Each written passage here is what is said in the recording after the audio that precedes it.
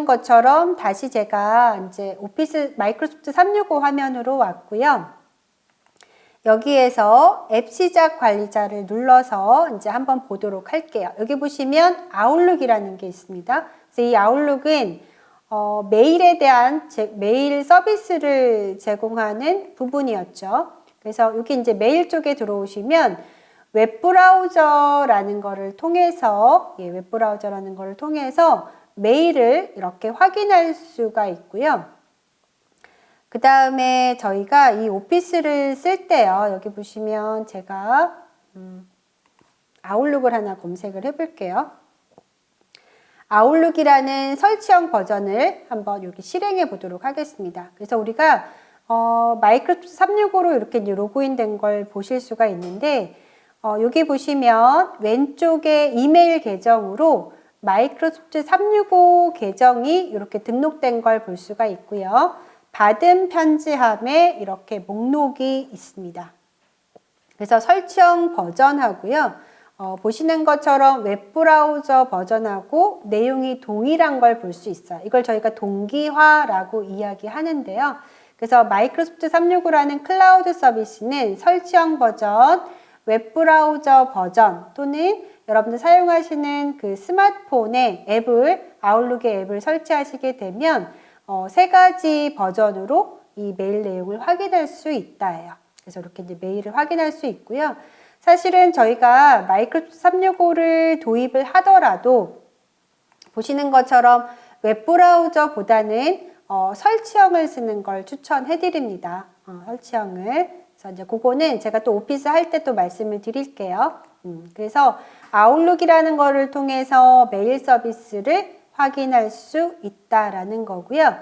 여기 보시면 왼쪽에 일정이 있죠. 그래서 여기 이제 일정을 한번 클릭해 보도록 할게요. 그래서 여기 일정에서는 아까 말씀드렸던 개인 일정을 여기서 이제 이렇게 확인하실 수가 있고요. 개인 일정. 그리고 이제 연락처가 있고, 그 다음에 여기 보시면 투두라는 앱이 있잖아요. 그래서 여러분들이 쓰실 수 있는 개인 작업을 관리하는 이제 부분이 되겠습니다. 그래서 이렇게 아웃룩 쪽에 작업이라는 투두라는 앱을 가지고도 개인 작업을 관리할 수 있다라는 거고요. 아까 제가 말씀드렸던 이제 팀즈를 한번 볼게요. 그래서 팀즈, 원드라이브, 쉐어포인트라는 부분을 볼 건데요. 우선은 팀즈를 조금 보면 실제 저희가 마이크로소프트 365를 도입해서 가장 먼저 공부하셔야 될 부분은 바로 팀즈라는 부분이고요. 팀즈를 가지고 가장 많이 활용하는 부분 중에 하나입니다. 그래서 이 팀즈는 보시는 것처럼 웹브라우저 버전을 지원하는데요. 특징은 뭐냐면 사실은 채팅, 그래서 아까 기업용 메신저 그리고 팀이라는 부분을 통해서 팀 단위 협업을 제공하는 부분이에요. 그래서 우리가 부서나 프로젝트 또는 외부하고의 협업을 이 팀이라는 부분으로 활용할 수 있는 거고요.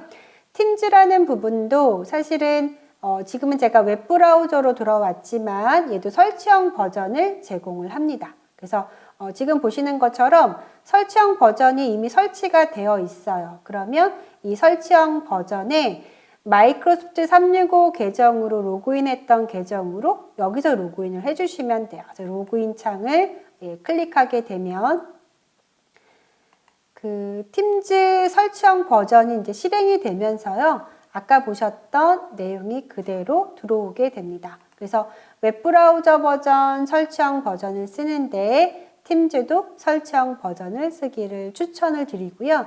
또 팀즈 같은 경우는 스마트폰, 모바일 버전도 있습니다. 그래서 모바일 버전으로도 활용할 수가 있고요.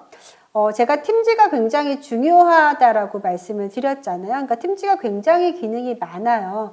근데 제가 팀즈를 아까 채팅 기반의 팀 단위 협업의 워크플레이스다라고 말씀을 드렸고, 또 하나는 마이크로소프트 365의 허브, 대문의 역할을 하는 게 바로 이 팀즈입니다. 그러니까 대문의 역할을 한다는 건 뭐냐면 마이크로소프트 365에는 다양한 앱들이 있었죠. 근데 그 앱들을 어떻게 활용을 하냐면 팀즈로 가져와서 활용하실 수가 있어요. 그래서 이 팀즈에 저희가 이 부분을 탭이라고 하는데요. 이 탭 추가를 클릭해 보면 마이크로소프트 365에서 제공하는 앱들이 나타나요. 이 앱들을 하나씩 클릭해서 추가할 수가 있습니다. 그래서 우리가 팀즈가 마이크로소프트 365의 대문의 역할을 한다라는 게 바로 이렇게 탭에다가 앱들을 가져와서 추가할 수 있다라는 거고요. 또 클라우드라는 서비스를 쓰는 목적 중에 하나가 통합된 플랫폼을 제공한다라고 말씀드렸죠. 그래서 이 팀즈를 통해서 하나의 서비스 안에서 통합된 앱들을 연동해서 쓸 수 있는 게 바로 팀즈라고 보시면 되고요. 또 하나는 지금 줌처럼 저희가 웨비나도 하고 또는 뭐 미팅도 하고 이러려면 팀즈 가지고 활용하는데요. 팀즈 일정 쪽에 가시면은 여기 모임에 모임이라는 게 있고 웨비나가 있고 라이브 이벤트가 있죠. 그래서 팀즈 같은 경우도 비대면 회의를 인원의 규모에 따라서 이렇게 세 가지를 제공하고 있습니다. 그래서 팀즈를 가지고 하는 미팅의 시나리오인데요. 그래서 이런 부분을 저희가 업무에서 많이 활용하기 때문에 사실은 팀즈를 조금 익숙하게 다루시는 게 굉장히 중요한 포인트 중에 하나입니다. 그리고 마이크로소프트사가요, 모든 그 클라우드 서비스의 앱들에 대한 도움말을 제공하는데요. 만약에 팀즈를 도입을 했다라고 하시면 팀즈 도움말 쪽에 가시면 교육이 있어요. 그래서 실제 팀즈 설정 버전을 설치하시게 되면 도움말을 이렇게 보실 수가 있는데요. 되게 짧아요. 짧고 물론 이제 플레이를 해보시면은 동영상을 플레이 보시면 다 영문으로 되어 있기는 해요. 근데 자막도 나오지만 내용을 못 알아들어도 화면만 보시더라도 그 기능을 충분히 쓰실 수가 있습니다. 왜냐하면 되게 짧게 돼 있어요. 짧게 돼 있고 또 하나는 기존에 우리가 클라우드 서비스를 도입하기 이전의 오피스 도움말은 다 텍스트였거든요. 여러분들 다 읽어보셔야 되는데 클라우드 서비스로 넘어가면서 실제 마이크로소프트가 기술 자료를 다 동영상으로 만들어 놨습니다. 그리고 팀즈가 특히 중요하기 때문에 설정 버전 안에 이렇게 도움말을 넣어놨으니까 이거 가지고도 여러분들이 기본적인 내용만 아시면 충분히 학습할 수 있는 내용으로 이제 구성이 되어 있습니다. 이번에는 앱 시작 관리자에서 원드라이브를 한번 볼게요.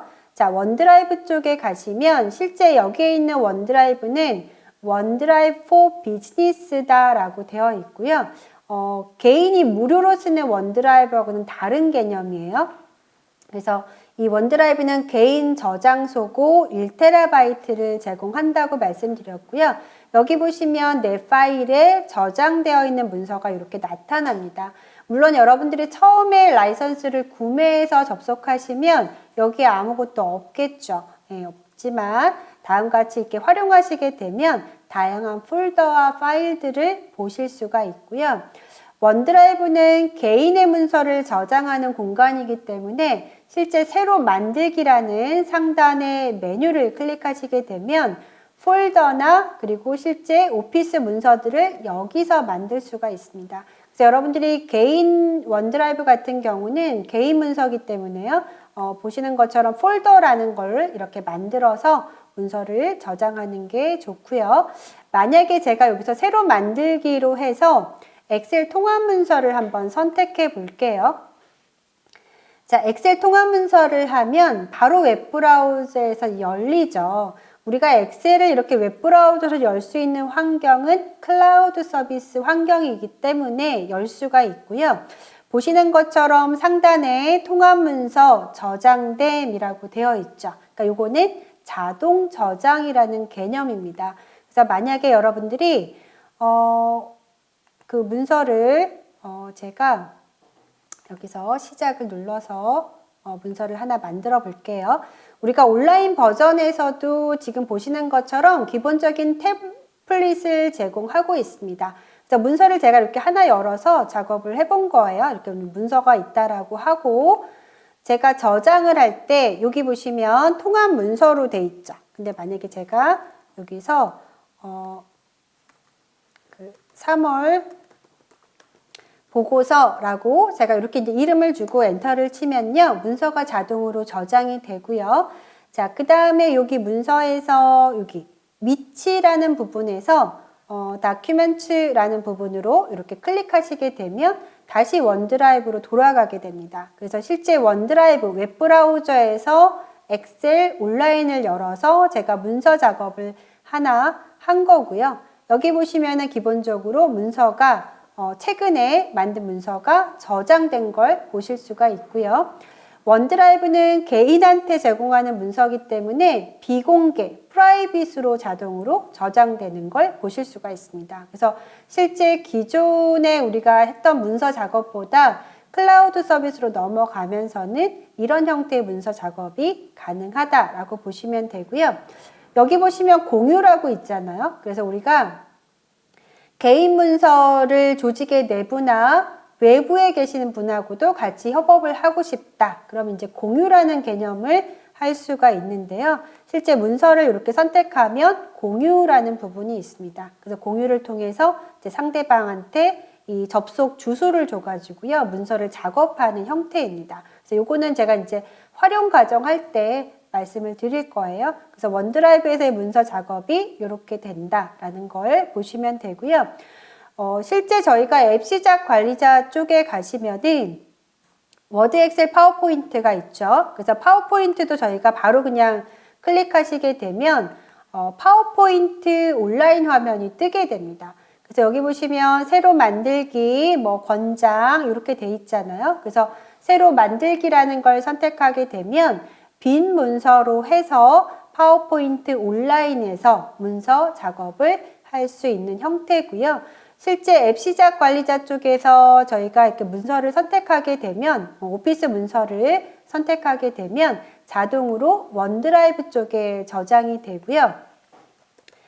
여기 보시면 우측에 뭐가 자동으로 하나가 떴죠. 그래서 보시면은 제가 영업보고서라는 거를 만들었을 때 디자이너라는 창이 뜨게 돼요.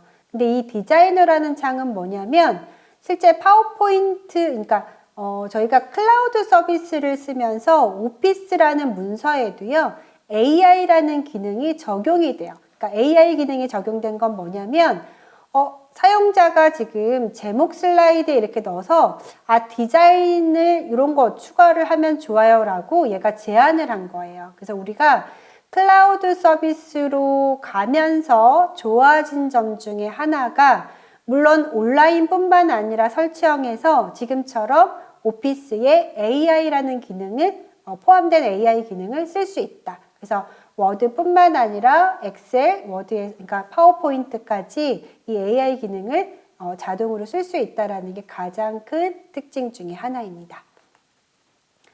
자, 보시면 문서가 이렇게 저장이 됐고요. 만약에 제가 프레젠테이션 기본 이름으로 하고 이렇게 나가게 되면 실제 원드라이브 쪽에 자동으로 문서가 저장이 되고요. 문서가 저장이 될 때마다 다 원드라이브 쪽에 저장이 되잖아요. 그래서 아까 말씀드린 것처럼 폴더를 만드셔가지고요. 문서를 이동하거나 복사해서 이렇게 폴더 개념으로 문서를 관리해 주시면 되겠습니다.